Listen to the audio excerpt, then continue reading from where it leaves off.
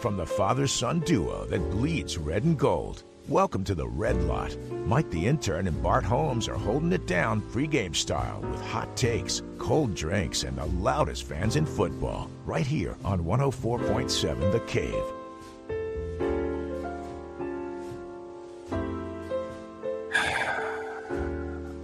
It's 104.7 The Cave. Springfield's proud home for the Kansas City Chiefs.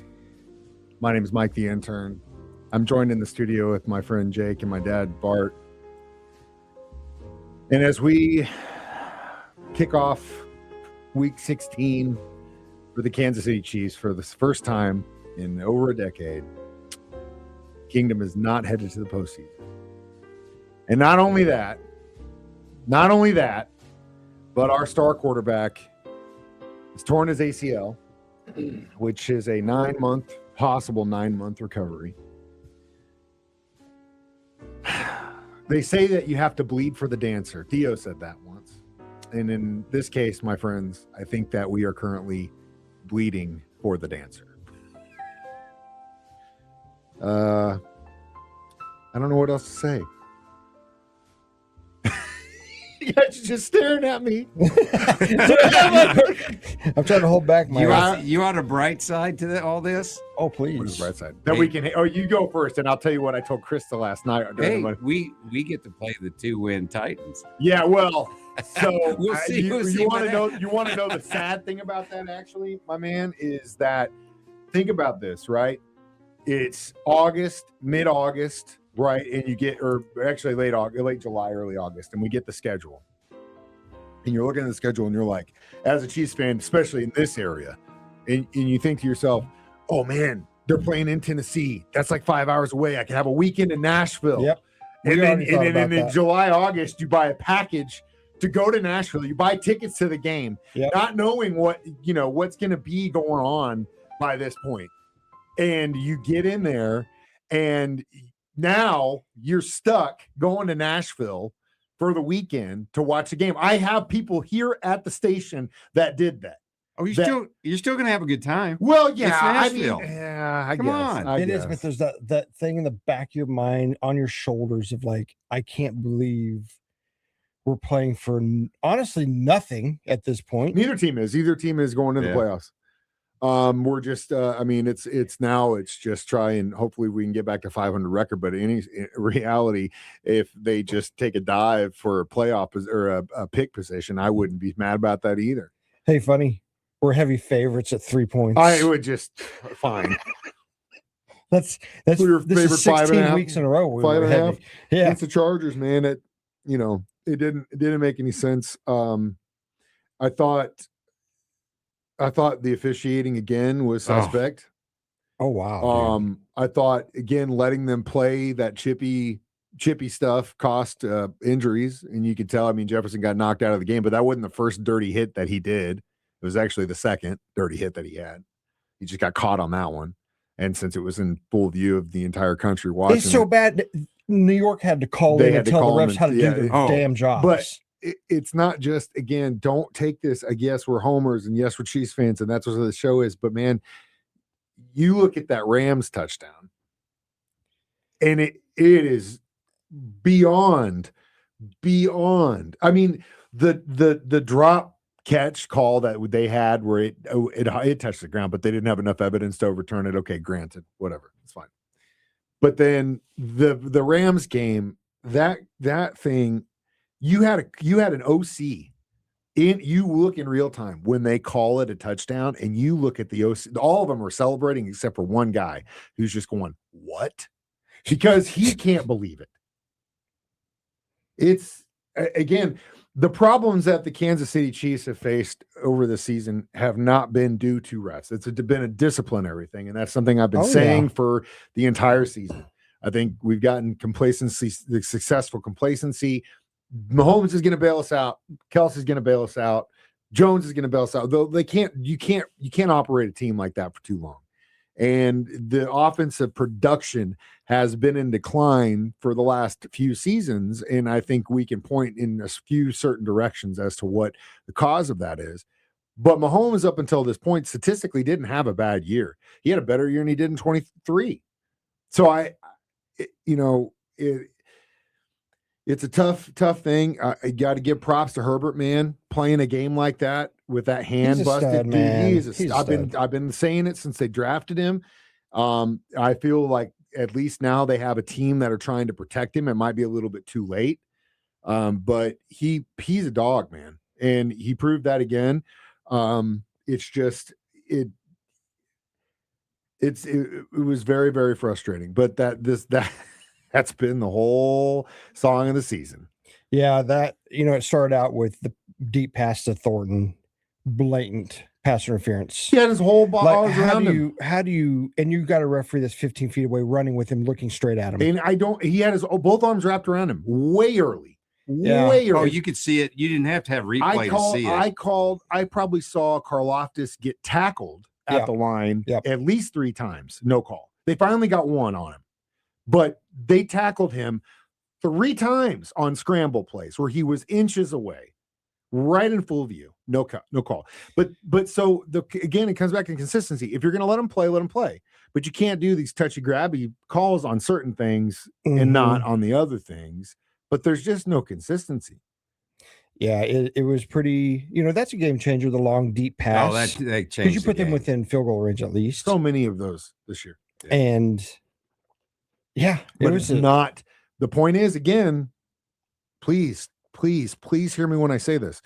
This isn't me or us blaming the officiating on the results of these games. No. Because not at all. It's again a consistency in how many games this year, just this year, have been called and could have been a completely different result had it not been for one of those flags. That call, the touchdown call, there are so many different things. The Bills game, there was a lot of suspect calls during that one too. Especially when you're losing by 3 points. Yeah. And they're all one-score games. They're all one-score games. Every single one of them. So yeah, you got your talking heads, and they're in there saying, it's a Russ can't call the game. Well, when you're talking about a 50-yard deep pass and that you're talking about 3 points, that's a touchdown. Yep. Maybe it's a tie game, but still, like, it doesn't. At this point, if they're playing it that close, and everyone in the NFL seems to be doing that, unless they're playing the Raiders, like I don't know what else to say. What else do you have to say? It can't be. And you go to forums and you look at all the other fan bases; they're all saying the same thing. Now, granted, they're going to say, "Oh, that's Rich, a Chiefs fan, complaining about the refs." Right. It's never been about what we get. It's about what the consistency of the game is. Don't let it come down to the officiating to decide the game. But how many times has that actually done it? In our favor, too. Oh, yeah. I'd rather have it to where that wouldn't be a question. 1,000%. Just like when you play a team that's battered, if the Titans beat the Chiefs, we can say, well, you faced 50% of our team. Half our team's decimated by injury right now. There's an asterisk there. I want to play the best possible version at the best possible officiated. That's how you want it.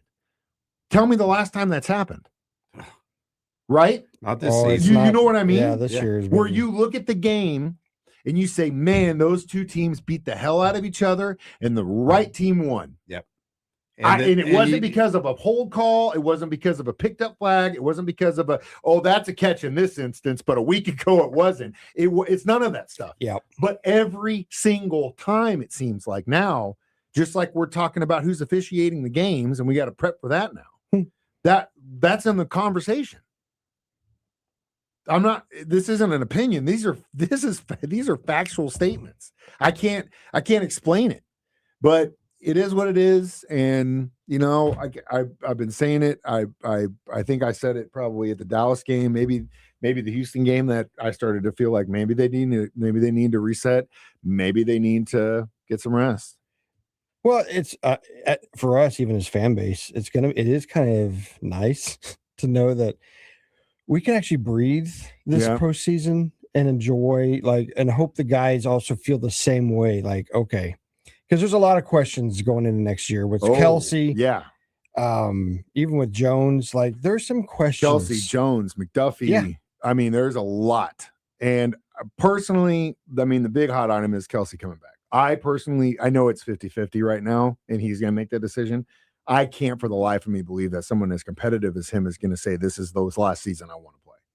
To play this terrible. Yeah, I can't this. say that he would want to go this far with a team that he's given everything he could for, and he has, to then say, no, that's it. I just can't. And again, he might. And if he does, he does. I mean, hell, you got us 3 championships, bro. Thank you so much. You'll be on the Ring of Honor, and I can't wait to scream for you when you beat the drum when you come back to go to the Hall of Fame. Thank you for everything.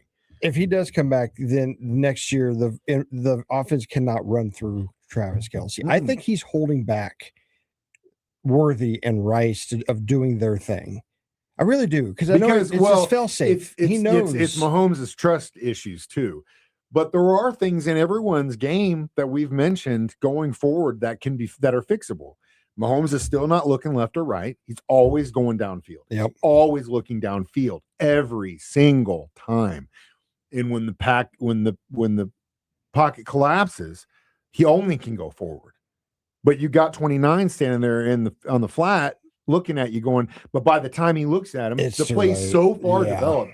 You missed that chance a minute ago.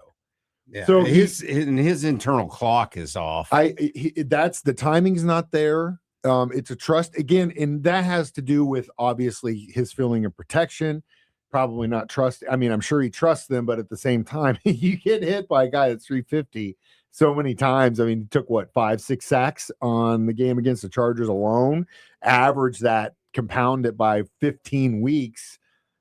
That's a lot of getting your butt kicked. And then on the fact that we find out he was dealing with the torn LCL before he got the torn ACL. Yep. So he's already dealing with just getting the crap kicked out of him. He's not feeling like everything is going the way it should. The ball's not getting caught. There's so many things that I think the best, I never want injury him or anybody else, even competitors, but maybe it is the silver lining in this whole thing is that it forces everyone to say, we need to make him and protecting him the number one focus. Yep. And we need to make sure these guys get the rest that they need. Yeah, going into that game, we had a 9% chance of making the playoffs. But honestly, so new conditioning coaches too, because golly, how many players did we lose in that game alone? That 100%. I just don't. Going into the rest of the couple of 3 games we have with a 9%, and then it jumps to like 15%. Like the chances of us making the postseason was very, very, very, very low. Yeah, and it wouldn't happen anyway because the Bills ended up winning and beating the Patriots because we had to have the Patriots win that game. And Jacksonville also had to lose, and they won their game. So it wouldn't win or lose. Our chances would have pretty much been the same as they were going into that game. And it still would have taken a miracle in the last 3 weeks of the season to even matter. But still, now we can focus on, they're already focused on 26. Like at that moment, they have to be. Now, granted, it's game to game to game, but they need to be, like Veach and those guys need to be figuring out how in the hell we get some studs up front to watch. It's going to be interesting and develop. Sure. Because if they come back with the same kind of complacency next year and no change, no adjustments, then we might be talking about Reed next year. Because as much as the entire organization change starts with Donovan getting hired as president, then hiring Andy Reid, everything starts then. That doesn't happen. We don't get championships. We don't get Mahomes. We don't get Super Bowls. We don't get any of that stuff. So that is a direct result of those 2 things happening. But at a certain point, you have to be willing to change and adjust. You have to. And if you don't, then everyone's just going to pass you by. And that's, I think, what we're seeing in real time. We've gone way too long. It's the Red Lot. We'll be back with you home for the Kansas City Chiefs, 104.7.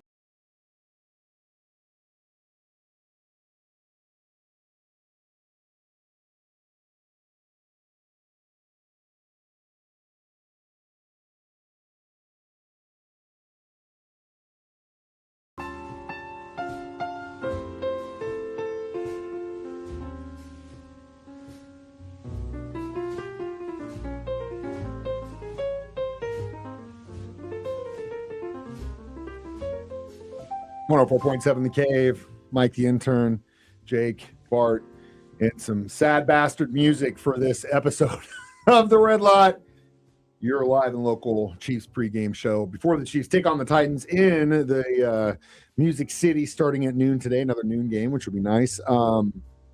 Back to what we were talking about. I mean, obviously, we probably could have just done this whole show in one break if we wanted to, and just air our grievances. The thing about also that day, I mean, Micah Parsons too. Two massive NFL starts going down with the same non-contact injuries. Yeah, I'm telling you, that was a bad day. They feel bad for the guys who picked the Packers in futures too, man. Oh, because that's a. You know, you look at Micah Parsons' injury. That's one of those non-contact. Oops, you know, he was going left, but needed to go right.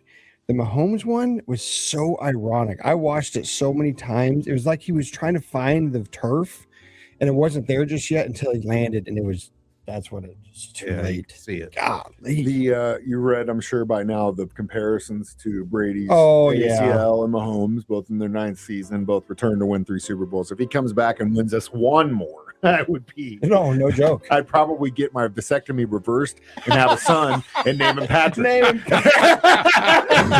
Oh my! You heard it here, folks.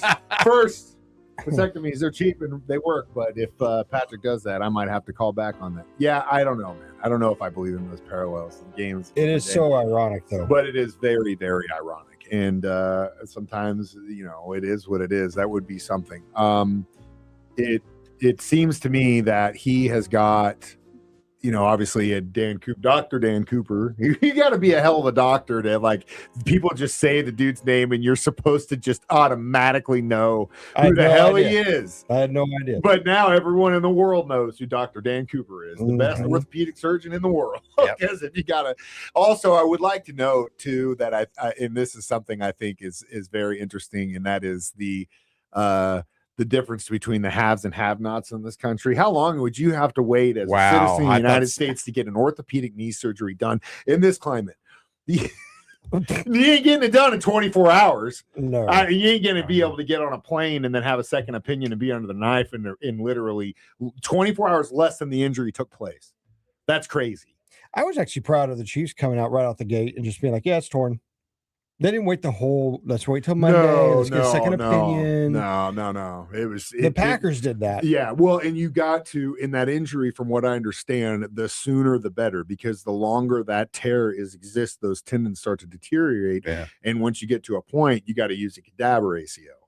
So there may be a dead guy ACL in Patrick's knee for right now that we know. Chances are there isn't. But I mean, that happens all the time. If you, for example, I'm trying to think of the player they tore their ACL and meniscus.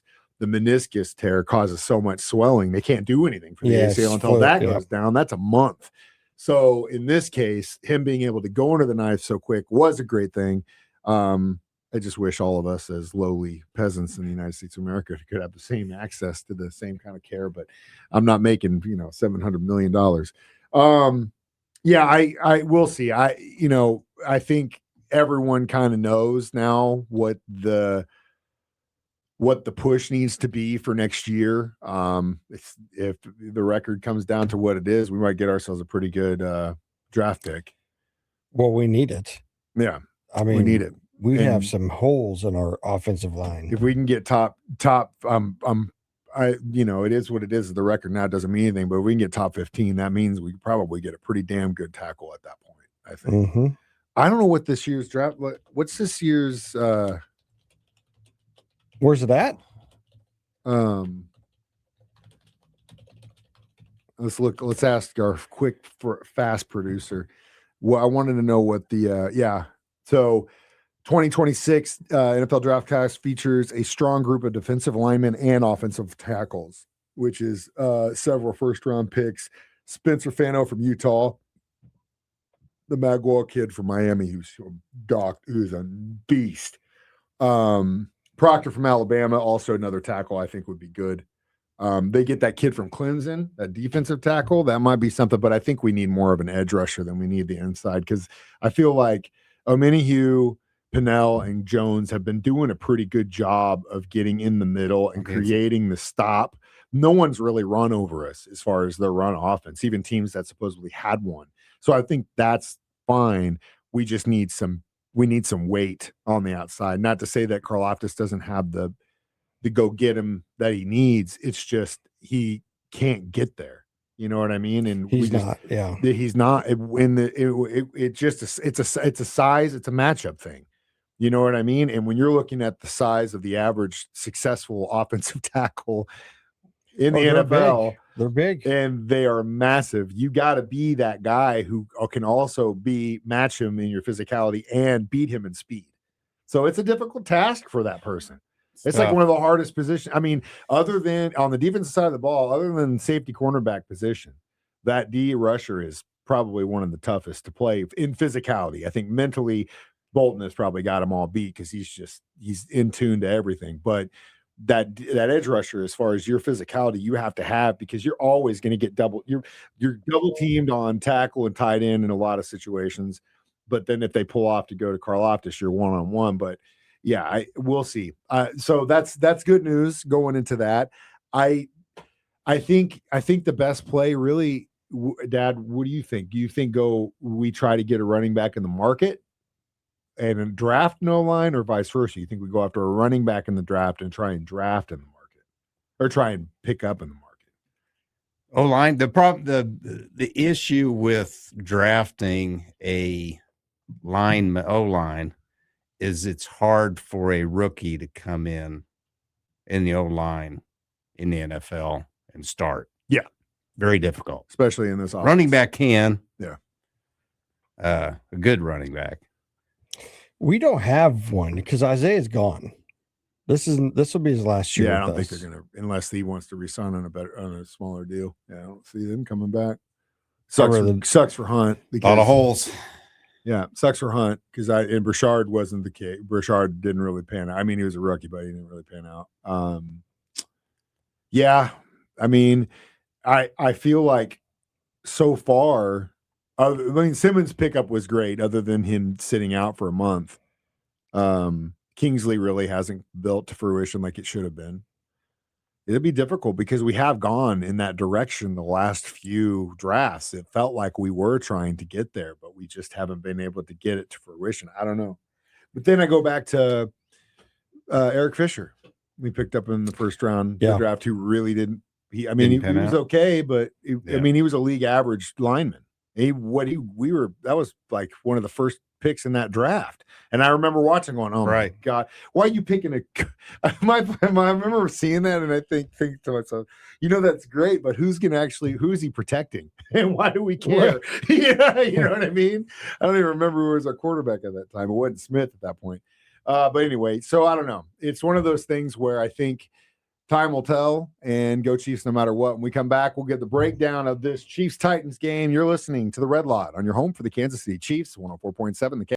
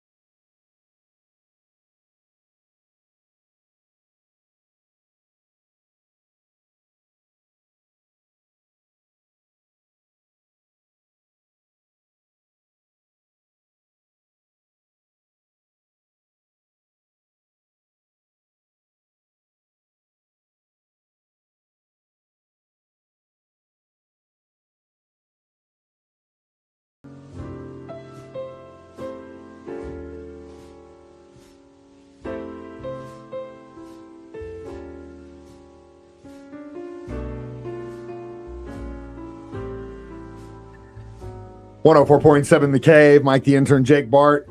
In the studio, it is the Red Lot. This is our 7th episode, guys. Congratulations. We almost made it 2 months. Look at you. Number Seven. 7. Yeah, Look at this. I'll get onto that. If you didn't know, you can actually watch us do this live on Facebook or YouTube every Sunday or Monday or Thursday or whenever the Chiefs play before the pregame show. And I told the boys, you better wear all black when you come in. Jake did. But my dad said, no, screw you. I'm wearing all purple today because why?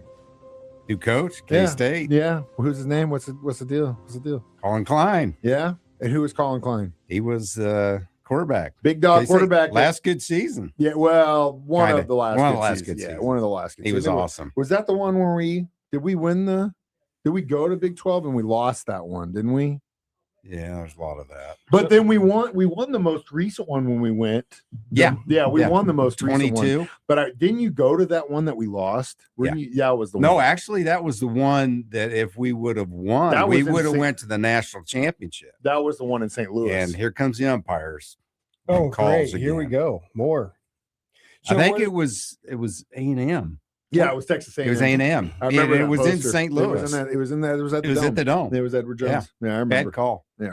Really bad Did call. Klein go to the NFL? It was like, no, we can't have these guys You going. know, I think he got drafted, I think, right? Your quarterback there? He was definitely a running quarterback. Oh yeah, for He's sure. a big guy. Did he play in the NFL? No, he went into Canada league for about a year. And then after that, he went back to he was DQC for K-State, and then he went to Northern Iowa for a year, and then he came back to K-State, and he's been quarterback coach OC for the last 6 years, At K-State? and then went to Texas A&M for 1 year as their OC, which was this last season, and they brought him back. So that is a very good thing, because if he was the OC for Texas A&M, they had a pretty damn good year They this did. year. Yeah. So that makes me feel all warm and fuzzy inside. I hope K-State doesn't, because in regards to like that division, and then of course the Missouri State Bears, it sucks so bad that he left, especially right. I mean, I get it. That he just But turned at it the around. same, and I'm glad that Petrino's kid's there and he was the OC, and so it's not like Correct. we'll be able to figure it out. But it's bad. It sucks because this is the recruiting time, and you could be sitting on 15 kids that are all super stoked to play for Coach Beard, and then all of a sudden, I'm going to Coastal Carolina, and you're like, well, I don't. Who's playing? Who's the coach? And he's never going to play me, or he doesn't know who I am, and then So the transfer portal can be a huge pain in the butt. But yeah, we'll see what Coach Klein can pull off in K-State. I think that'll be a good move. It'll be interesting to see who they get for the Bears. Hopefully he can spend some money. But after getting your first bowl game in the first year of being a D1 conference, I think you have to spend the money if you want to. Oh, you got to bring in somebody. I just don't want it to become. I don't want Missouri State to become a stepping stone school, Nope. which right now it seems like it is. But if they can get a guy who would stay and they could pay him to stay, we'll see. But anyway, this show is about the Kansas City Chiefs. We did a little bit of talking about kind of the similarities in Mahomes and Brady's injury going into this. Now that we know that Mahomes is out, it's Minshew mania time. And honestly, even though he threw that pick, I thought for the most part, coming into that game at that point in the game, he did a pretty good job managing it. Other than that miscue to the pick, which is a miscue and a misread, I think we might have ourselves a game. But I don't know. It'll be interesting. optimistic. It'll be interesting. He just kept going to the well too often. I don't know. He 3 passes in a row. I think Kelsey just looked at me and said, "I'll get open," and that's probably what he said. And it worked for the few times, but then it didn't work again the other time. Chiefs obviously have I think a way better shot against the Titans defense in this game. They're atrocious as far as yards they allow. The Chiefs defense still one of the best defenses in the league despite the record. We'll see. I kind of wish, I know that I've been high up on Minshew just because I like the guy, I like the guy's personality, but I wish they kind of give the third string, the Onguke or whatever the hell his name is, from the the XFL kid a shot because I think he could be something. Yeah, no, it's gonna be interesting. I hope they try things. We've got nothing to lose. We got to use the next month as a preseason setup. Yep. You know what I mean? Yeah. I think if you go in at that and say, okay, we're not going to put Jones out there every play anymore. We're not going to put these guys out there who are obviously battling through injury. Bolton is, I think, one who has probably got all kinds of scars and bruises we don't even know about. You can tell he took a hit on Sunday and that's the first time I've ever seen that man grimace in pain. And because he's just been in it within 2 plays, he's back out there. I got nothing but respect for that guy. I'm surprised he wasn't on protocol on that. That one I was kind of curious about. There are some times where it's just like, that's a little quick there, boys. Yep. But I don't know. They've got decision makers to figure that out, and it's not us. I think when we get into our next break and we go through the predictions and the over-under and stuff, we can figure that out. But what was it, like 49 for the last one, wasn't it? It was in the 40s. This one's 37. Yeah. Wow. It's really low. Wow. Yeah. I mean, well, were they under the over-under last game? They were under it, weren't they? I think so. I think it was right at it. I think it was close. Yeah, it was close. It usually is. It's amazing how they do that. Sure is close. You think we bring? Do you want to see Nagy back, Dad? No. Is there any way a little more imagination? Right well, now? I don't know. There's so many variables there because maybe Mahomes was hurting all year and he just wasn't there, and it wasn't Nagy's fault. He was calling the right plays. It's just everything. It was just a. I'm a compound. I love data. I love looking at stuff. I love seeing the way that things trend. And like I said in the first break, offensive production for the Kansas City Chiefs since Matt Nagy has become the offensive coordinator has gone down. Oh, 100%. It is what it is. Maybe that's because Mahomes is getting older. Maybe because we've been screwed in the last few years as injuries, and sometimes we didn't have the receivers that we had. And maybe the years that we were that's what I was saying. So successful that we were just the bar was set too high, and that really wasn't a realistic place to be. It needed to be a little bit lower, and that should be where it could be all those things. But again, I think the offensive production and the disciplinary issues that we've had this year are hand in hand.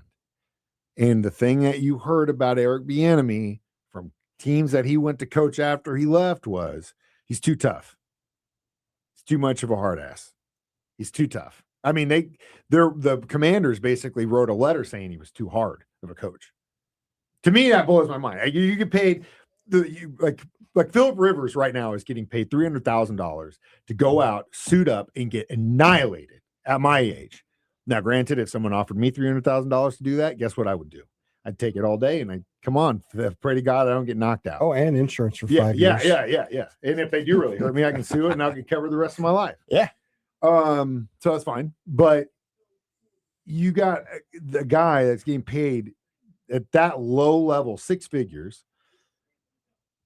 and then you can turn around and say coaches are being too mean to me. Like you're getting paid millions of dollars, but the coaches. So you see what I'm saying?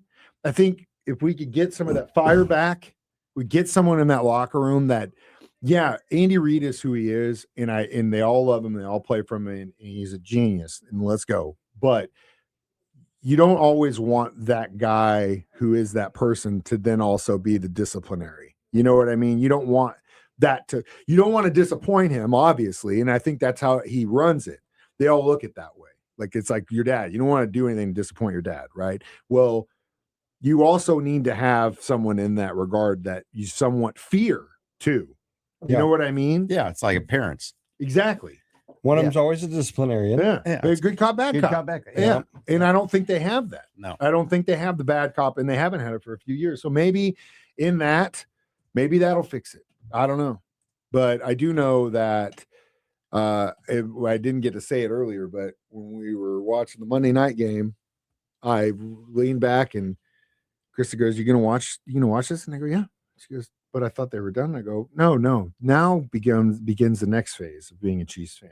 And that is spending all of the time that I have for the rest of the year hating everyone else and laughing at everyone else's demise and laughing at everyone getting bad calls and laughing at every fan base crying about them not getting good calls and doing everything I can to make sure that the Denver Broncos lose in the first round of the playoffs. I want them to lose more than anything else. I would be more happy for a Chargers 100% going further. Yep. But the Denver Broncos fan base are atrocious. They won't shut the hell up about it. It's just constant. It's just like I'm seeing videos of people running around their stupid looking orange jerseys. I'm like, where were you 2 years ago? They weren't. I have not seen one guy wearing a Denver Broncos jersey in my life in the last 5 years. And then all of a sudden, there are hundreds of them. So maybe all those fair weather Chiefs fans that are complaining about stuff that they have no business complaining about are all wearing orange jerseys now. Oh, I would hope not. Oh, God. But it's just the same thing as the Patriots. You know, if the Patriots fans the same and Bills fans are the same. And I guess Chiefs fans are the same. We all hate each other because they wear different colored jerseys than we do. But now I get to be that person and just watch it all burn down. So that's fine. I'm good with it. Isn't it fun to watch football when you got no stake in the game? Stake in it all. Yeah. It's great. Yeah. It's like it's one of the biggest reasons I love watching college. I mean, I obviously love K-State and stuff, and the Bears, but I don't really have stock in them. I don't have like this. It's not the Wildcats lose. We talk about it sucks. What a bunch of idiots. And then we move on. The Chiefs lose. I have a full day of grieving. Oh, yeah. Usually the next day we're like, this past week I wasn't as bad because I think after the Houston game, I think that was really where I was like, it's over. Yeah. There's no, and I feel like that Monday after that game was where the day I had that was the grieving part of the wheel of where you go through the processes of grieving, anger, denial, acceptance. Oh yeah. Now I'm in the acceptance part of it, but like that window, I was just, but it is, I always try to look for the positives in that. Like I said, I think the biggest positives here is we're still at a point in Mahomes' career where he still has 10 years, right? Give or take. So we're at kind of the halfway point. Now you've got a front office that looks at this and says, if we're going to continue to pay this guy almost $1 billion, we got to do everything we can to protect him. And that starts with the coaches. And I hope that Andy Reid and those coaches have some serious, honest conversations about what this is and what this looks like and what it is and how to fix it.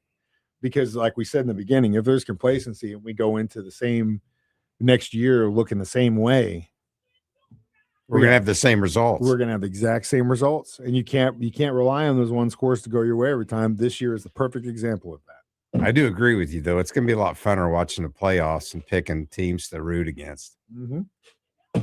I'm first in my fantasy. As we sit here, I had the bye. I had a 180 score game like in my bye week. So wow. I'm feeling pretty tasty going into this. And I've got Allen and May on my team. So either Allen scores me 30 or Drake scores me 30. I'm going to be okay. So now my focus is to beat Chaz in the playoffs, take all of his money away. And that's now my focus, and hate everybody else and not feel any like I said, I'm rooting for Rivers. I'm not really rooting for the Colts. I'm rooting for him to succeed. I thought he got pretty damn close. I mean, that prevent defense is so stupid. Yeah, I know. Especially when they only need 3 points to win. Stupid. Play the game to the bitter end. Stupid. It's like I don't know how someone makes that call as a coach.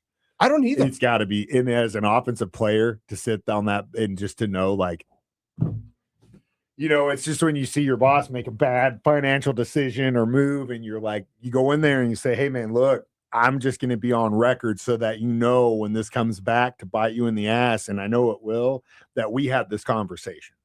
Does it make me feel better about it? I feel bad for players, but they don't talk. See, I guess that's probably why I could have never gone that far, because I can't blindly follow like that. I'm going to question the decision. I'm going to question it. You know what I mean? Isn't that the part of being a fan base is always armchair quarterback the hell out of everything? Yeah. But I mean, you can't, as a player, you can't go up to your coach and say, "Hey, man, what are we doing? Are you doing this? I mean, Travis Kelce can. Travis Kelce can. I'm sure Mahomes does too. Yeah, I'm sure. He just does it in a different voice. Either way, we're the Red Lot. We'll be back with our predictions for the Chiefs take on the Titans on your home for the Kansas City Chiefs, 104.7.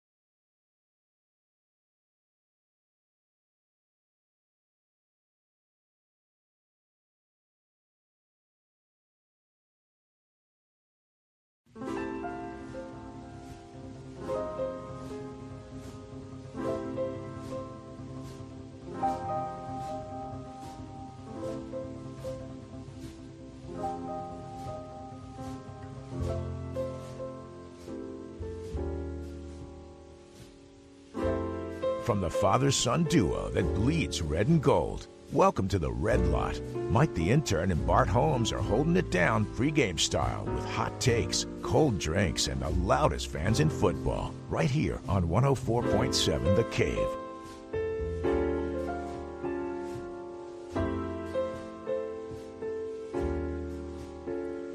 Mike the Intern, Jake, Bart in the studio one more time. It is the Red Lot on your home for the Kansas City Chiefs, 104.7 The Cave. Chiefs take on the Titans today in Music City, and neither team has any chance of making it to the playoffs. So this is a winner-take-all as far as every week is considered. It is we gotta prove we can still do it, but if we lose, we lose, and on to the next season. I really still hope that we can beat the Broncos on Christmas Eve night or Christmas Day night. Wouldn't that be something just to shut them down? Oh, it would be beautiful because it would really hurt their chance to be that number one seed. And I don't have to hear the Broncos talking about how they're the best team in football right now. It just drives me crazy. It does, and I'm sure it drives Packer fans and Lions fans crazy saying the Bears are number one in that division. It blows my mind. Oh, I bet. Hey, that's one blows my mind. Chris's family's all from South Chicago, so I'm here for it. It is what it is. I think that organization is they're having fun. Is definitely due some success. It's been a while, and they're not a bad. There's no guy on that team. There's no, the coaches. I'm like, yeah, they're not bad. There's no one on that team that just. It's not like Aaron Rodgers is a QB, and I'm like, yeah, everyone's cool, but him, I hate that guy. You know what I mean? Or Vrabel after the Patriots lost, just sitting there. Again, understand me when I say this. We are fans, and we're not reporters, so we're going to say what we want to say. But I feel like it is a very bad look for a coach of a national football team after you lose a very close game where you were leading 21 points. Oh, yeah. To go in on a radio show the next day and to sit there and say, well, before the game, the Buffalo Bills were the most flagged holding offensive line in the league. But yesterday they didn't get one penalty. That's all I'm going to say about that. Bro, you didn't lose that game because of the no-hold calls. You lost that game because you blew a 21-score lead. Yeah, it went on easy street. Your defense blew it. And again, just like with the Chiefs, if your coaches don't make the adjustment to they're not calling this, then just go into zone coverage and don't let them throw the ball. Hold them. Yeah. What? Is that crazy to No. You see what I'm saying? Like no. I know we're homers and we're not coaches and we don't, we play Madden. We didn't, we play a little bit of football in school, but that was it. Whatever. The point is, like, I that has to be. It's just like goal line defense at that point. I hate the saying we're gonna play to keep the lead instead of let's keep playing to win. Prevent defense. Let's just keep playing to win. It just doesn't make any sense. And it's been proven time and time again. For him to go back work. on a radio show the next day and to say that is just like Vrabel, man. And that was the thing. I was starting to kind of be like, man, maybe he is the real deal. Like, I mean, he is a good coach. Like, look what he's done in New England. He went out, left Tennessee, and now. But it could be like a Gruden situation where the stars were aligned and he was just given a team that was already due. Didn't matter who was OC or coach in that situation. You know, when Gruden was handed the Bucks, that team was going to win a Super Bowl if I was the coach or you were the coach. Yeah. It didn't matter. Yeah. It did not matter who was calling. I don't care what anybody says. That is fact, my friends. And his record post after that should tell you everything you need to know. Yeah, I will tell you, I think that I really like Vrabel. And I watched that interview before the game. I'm like, see, that is a classy coach. And then he pulls that. You see what I'm saying? It was just like, he's like the girlfriend that broke up with him. He's like, hey, why am I? Again, like, I don't, yeah. Like, you would never see Coach Andy Reid do something like that. Oh, no. Ever. And now he is a league homer and he's going to live and die by what they do. But man, that was not a good look. I also didn't watch that game either, so I don't know how bad the refereeing was. It wasn't great. And what the big long break we had at the beginning, it's just there were so many inconsistencies across the league, and it's week to week, man. I kind of want to see. I might one of these days just let Chat GPT do me a breakdown of where all the inconsistencies of flags and officiating has happened in this season. Because they can mathematically like just scrub the internet for all that data. It might not be super accurate, but it'll give us an idea. I guarantee you I'm not the only one thinking that. It can't be. I'm just some punk kid playing records in Springfield Mo. Like it's just a thought. We'll see. She might, she might respond. Whoever it is, whatever it is, might respond with that violates my rules of content. And then we know we got an issue. Yeah. So you submit 39s over. My owners in Vegas won't let me do this. Yeah, I'm gonna right now. They've got some of the simulations. Chiefs over 3 because they're 3.5. They're 3.5 over the Titans. Which is still crazy. So it's like 2017 Chiefs right now. I'd say that's probably as accurate as it's going to get. If we can get Minshew to throw 2 TDs or get 2 TDs in there, I think we have a good chance of winning the game. Yeah, I was going to go like 13 or 17-10. Yeah. I don't see it being. I see it being like a couple of scoreless quarters. Our defense stopping them, but then. I'm hoping we win. I've seen where Mr. Wright, you listen to him, he's saying that we're not going to beat the Tennessee Titans. He's like, I don't see us winning that game. Yeah. If it happens, it happens. If it doesn't, it doesn't. It'll help us get a better pick in the off season. What do you think?